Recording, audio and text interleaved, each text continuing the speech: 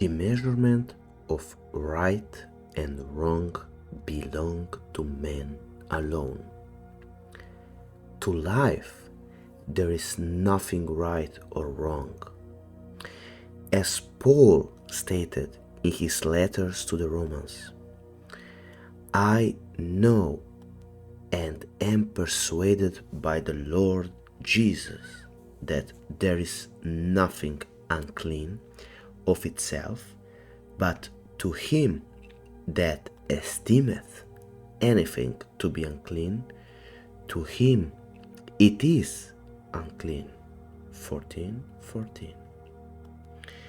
Stop asking yourself whether you are worthy or unworthy to receive that which you desire. You, as man, did not create the desire. Again, stop asking yourself whether you are worthy or unworthy to receive that which you desire. You, as man, did not create the desire. Your desires have been created by God from consciousness.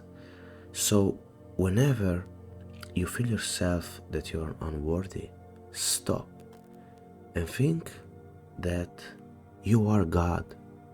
Think about who you are, about you being your consciousness, the consciousness of being, and everything is consciousness. So you cannot be unworthy of something because you are everything. So continuing, your desires are ever fashioned within you because of what you now claim yourself to be.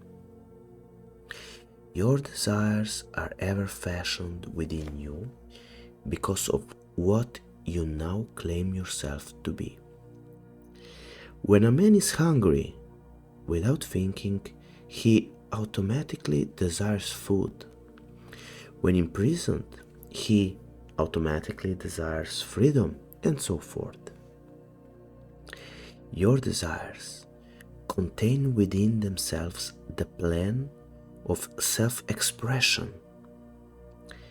So leave all judgments out of the picture and rise in consciousness to the level of your desire and make yourself one with it, but claiming it to be so now. Again, so leave all judgments out of the picture and rise in consciousness to the level of your desire and make yourself one with it, but by claiming it to be so now. For my grace is sufficient for thee. My strength is made perfect in weakness. Corinthians 12:9.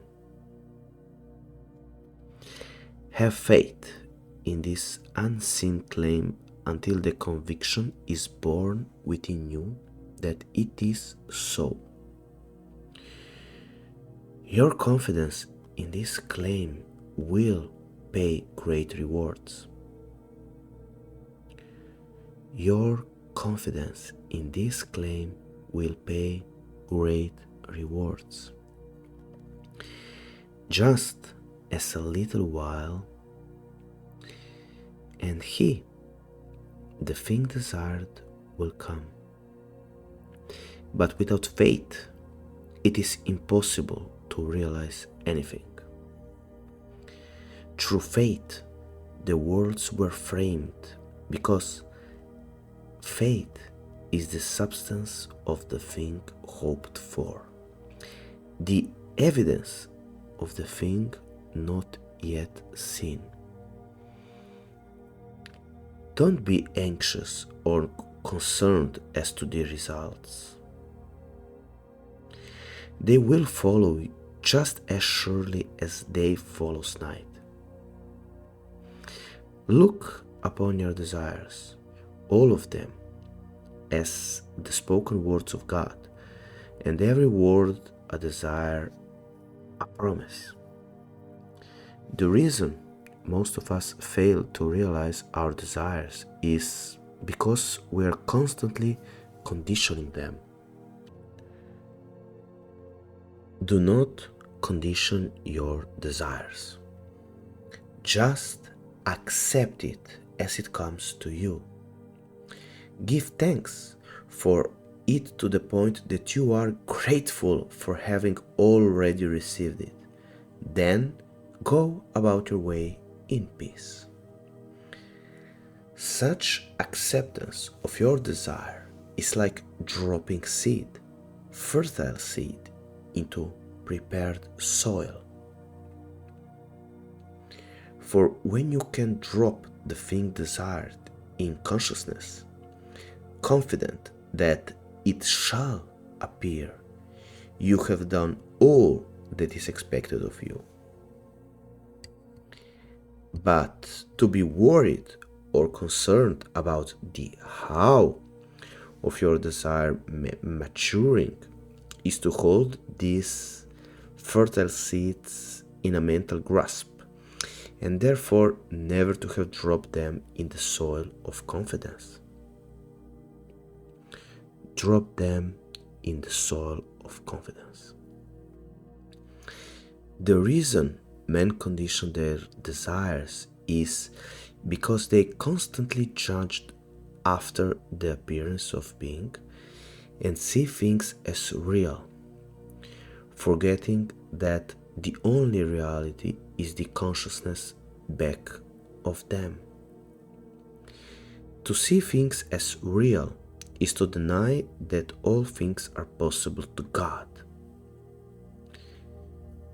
With men, this is impossible, but with God, all things are possible. Matthew 19:26.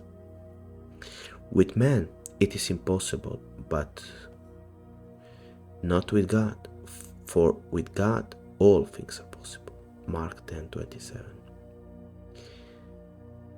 The man who is imprisoned and sees himself his four walls as real is automatically denied the urge or promise of God within him of freedom.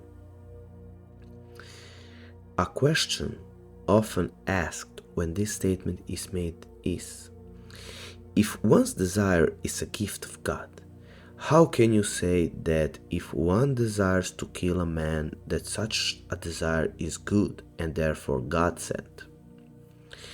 In answer to this, let me say that no man desires to kill another.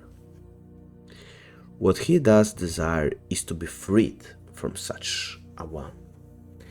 But because he does not believe that the desire to be free from such a one contains within itself the power of freedom, he conditions that desire and sees the only way to express such freedom is to destroy the man, forgetting that the life wrapped within the desire has ways that he, as man, knows not of.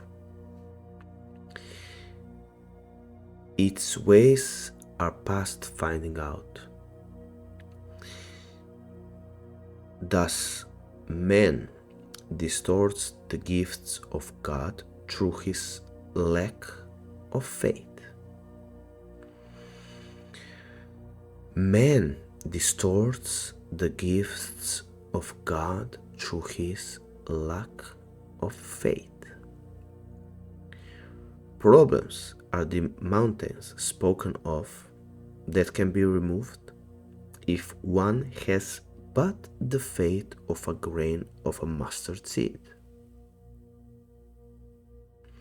Men approach their problem as did the old lady who, on attending service and hearing the priest say, "If you had but the faith of a grain of a mustard seed, you would say unto yonder mountain, Be thou removed, and it shall be removed, and nothing is impossible to you." Matthew 17:20. If ye had faith as a grain of mustard seed, ye may say unto this sycamore tree, Be thou plucked up by the root, and be thou planted in the sea, and it should obey you. Luke 17:6. That night, as she said her prayers, she quoted this part of the scriptures and retired to bed in what she thought was faith. On arising in the morning, she rushed to the window and exclaimed, I knew that old mountain would still be there. For this is how man approaches his problem. He knows that they are still going to confront him.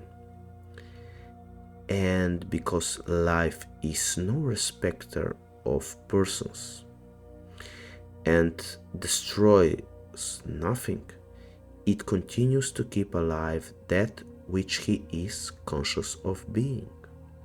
So, if we are conscious of having such and such problem, then this problem will still be there, will be reflected in reality, because reality is a reflection of what we believe and what we are in consciousness. That's the thing. Things will disappear only as man changes in consciousness. Deny it if you will, it still remains a fact that consciousness is the only reality, and things but mirror that which you are in consciousness. So the heavenly state you are seeking will be found only in consciousness. For the kingdom of heaven is within you. Luke 17:21. The kingdom of heaven is within you. As the will of heaven is ever done on earth, you are today living in the heaven that you have established within you. For here, on this very earth, your heaven reveals itself. The kingdom of heaven really is at hand. Now is the accepted time. So create a new heaven, enter into a new state of consciousness, and a new earth will appear. The former things shall pass away. They shall not be remembered, not come into mind anymore. For behold, I, or your consciousness, come quickly, and my reward is with me. Revelation 22:12. I am nameless, but will take upon myself every name or nature that you call me. Remember, it is you, yourself, that I speak of as me. So every conception that you have of yourself, that is every deep conviction you have of yourself, is that which shall appear as being. So every conception that you have of yourself, so how you conceive yourself to be, that is every deep conviction you have of yourself, is that which you shall appear as being. For I am is not fooled. God is not mocked. Now, let me instruct you in the art of fishing. It is recorded that the disciples fished all night and caught nothing. Then Jesus came upon the scene and told them to cast their nets in once more, into the same waters that only a moment before were barren, and this time their nets were bursting with the catch. John 21, 3-6. This story is taking place in the world today, right within you, the reader. For you have within you all the elements necessary to go fishing.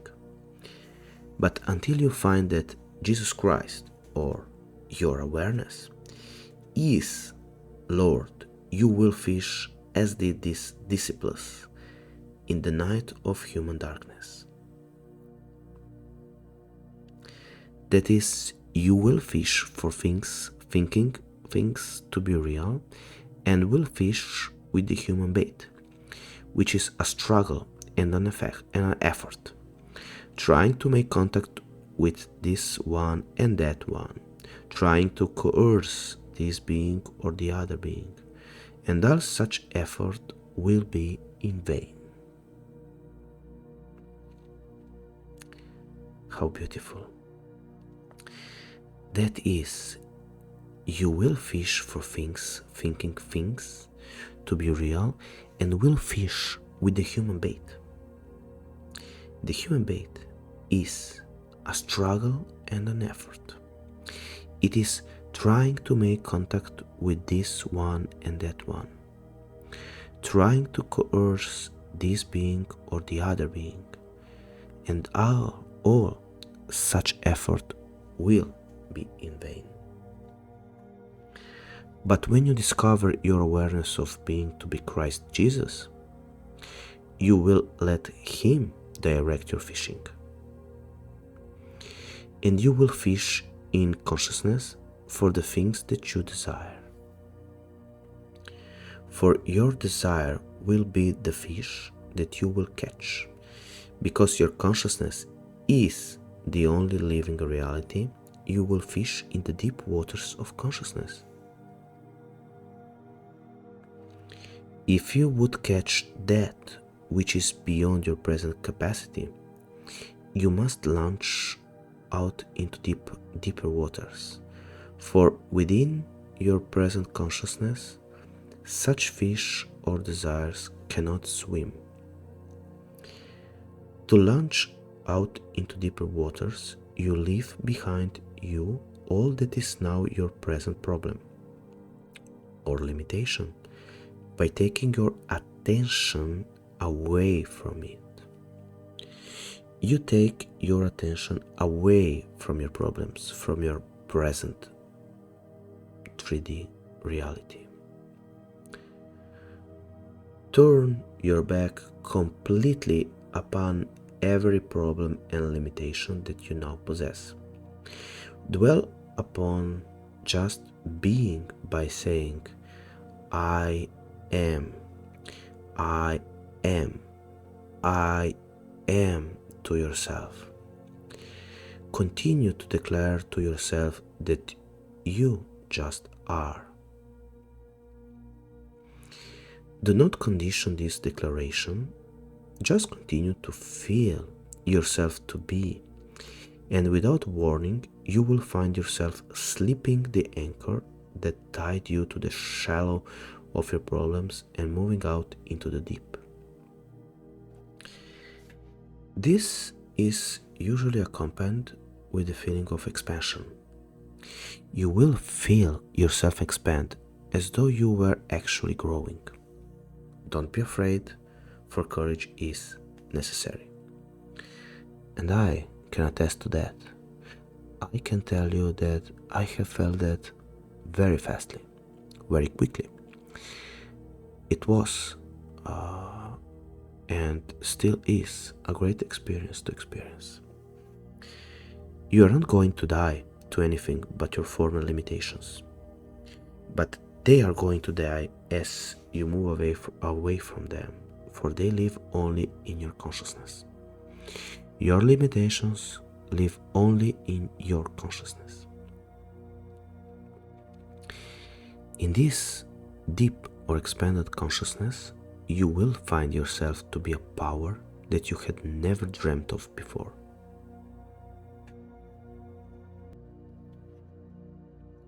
The things desired before you showed off from the shores of limitation are the fish you're going to catch in this deep. Because you have lost all consciousness of your problems and barriers, it is now the easiest thing in the world to feel yourself to be one with the things desired. Because I am, or your consciousness is the resurrection and the life. You must attach this resurrecting power that you are to the thing desired if you would make it appear and live in your world. Now you begin to assume the nature of the things desired by feeling, I am wealthy, I am free, I am strong. Again, now you begin to assume the nature of the thing desired by feeling, I am wealthy, I am free, I am strong. When these feels are fixed within yourself, your formless being will take upon itself the forms of the things felt. You become crucified upon the things of wealth, freedom, and strength. So, as you come from this deep beingness, and you say, I am wealthy, I am free, I am strong, and these feelings or feels are fixed within yourself, you become crucified to the feelings of wealth, freedom, and strength. Remain buried in the stillness of these convictions. Then, as a thief in the night, and when you least expect it, these qualities will be resurrected in your world as living realities. The world shall touch you and see that you are flesh and blood, for you shall begin to bear fruit of the nature of these qualities, newly appropriated. It is an appropriation. Neville is talking about appropriate, taking it, not needing to be worthy, but come and take. This is the art of successful fishing for the manifestations of life. Successful realization of the thing desired is also told us in the story of Daniel in the lion's den. Daniel 6:16. Here it is recorded that Daniel, while in the lion's den, turned his back upon the lions and looked towards the light coming from above. That the lions remained powerless, and Daniel's faith in his God saved him. This also is your story, and you must do as Daniel did. If you found yourself in a lion's den, you would have no other concern but lions. You would not be thinking of one thing in the world but your problem, which problem would be lions. Yet you are told that Daniel turned his back upon them and looked towards the light that was his God. If we would follow the example of Daniel, we would, while imprisoned within the den of poverty or sickness, take our attention away from our problems of debt or sickness and dwell upon the things we seek. If we do not look back in consciousness to our problems, but continue in faith, believing ourselves to be that which we seek, we too will find our prison walls open and the things sought, yes, whatsoever things, realized.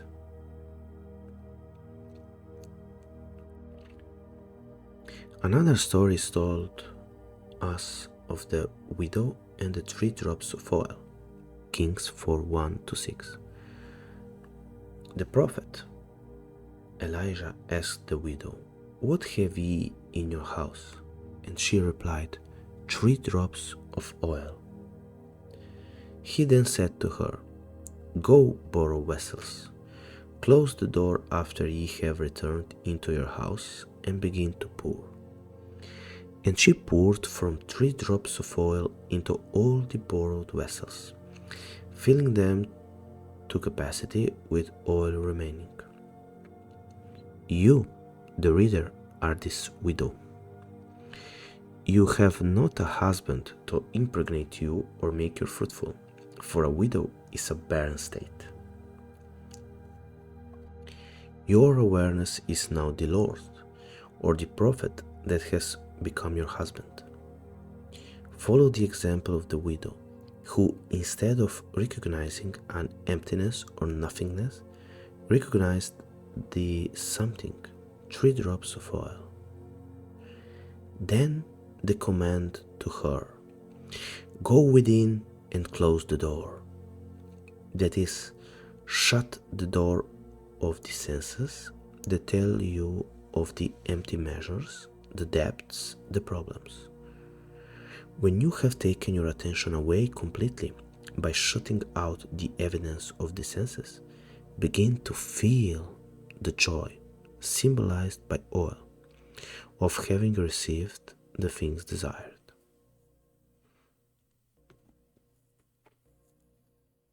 When the agreement is established within you, so that all doubts and fears have passed away, then you too will fill all the empty measures of your life and will have an abundance running over. Recognition is the power that conjures in the world. Every state that you have ever recognized, you have embodied. That which you are recognizing as true of yourself today is that which you are experiencing. Again, that which you are recognizing as true of yourself today is that which you are experiencing. So be as the widow and recognize joy, no matter how little the beginnings of recognition, and you will be generously rewarded, for the world is a magnified mirror, magnifying everything that you're conscious of being.